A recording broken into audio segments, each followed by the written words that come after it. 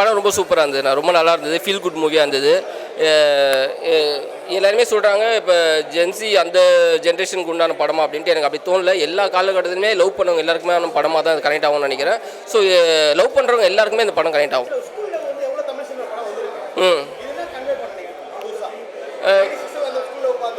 ம் ம்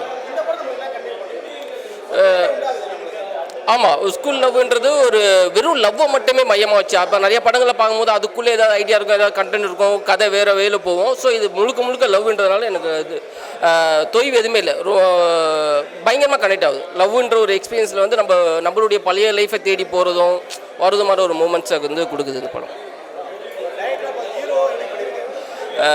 ஹீரோ ரொம்ப அருமையாக பண்ணியிருக்காரு. ஸோ அதுக்கான எஃபோர்ட் வந்து டைரக்டர் போட்டிருக்காரு. ஸோ அதோட இன்புட் எல்லாமே செம்மையாக இருக்குது. படம் ஓவராலாக எல்லாமே வந்து பயங்கரமாக இருக்குது. ஸோ எங்கேயுமே நம்ம லேக் ஆகிறதோ ஏதோ பிரச்சனை இருக்கும் அப்படின்ற மாதிரி ரொம்ப லாஜிக்கு சினிமா தனமாக யோசிக்காமல் ஒரு ஃபீல் குட் மூவியாக மக்கள் வந்து இது பார்த்தாங்க அப்படின்னா என்ஜாய் பண்ணிட்டு போவாங்க.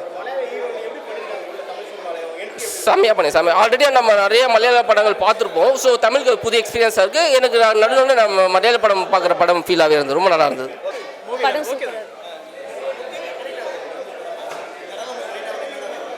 ஸ்கூல் லெவல்லேருந்து எல்லாமே மெமரிஸ்லாம் சூப்பராக இருக்குது.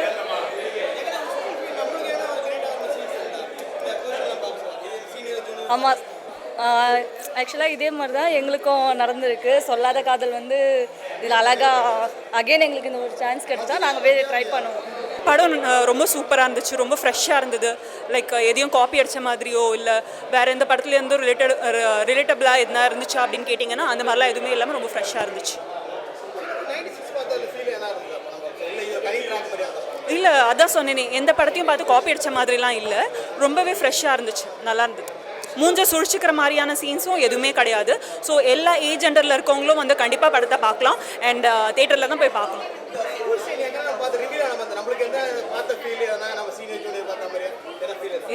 எல்லாருக்குமே ஸ்கூலில் வந்து ஒரு பப்பி லவ் வந்து கண்டிப்பாக இருந்திருக்கும்ல. ஸ்கூல் படிக்கும்போது நம்மளுக்கு கண்டிப்பாக எதனா ஒரு க்ரஷ் இருந்திருக்கும். அந்த சிச்சுவேஷனில் வந்து நம்மளால் போய் அதை போய் சொல்லவும் முடிஞ்சிருக்காது. ஸோ கண்டிப்பாக பர்சனல் லைஃபோட ரொம்ப ரிலேட்டபிளாக தான் இருந்தது.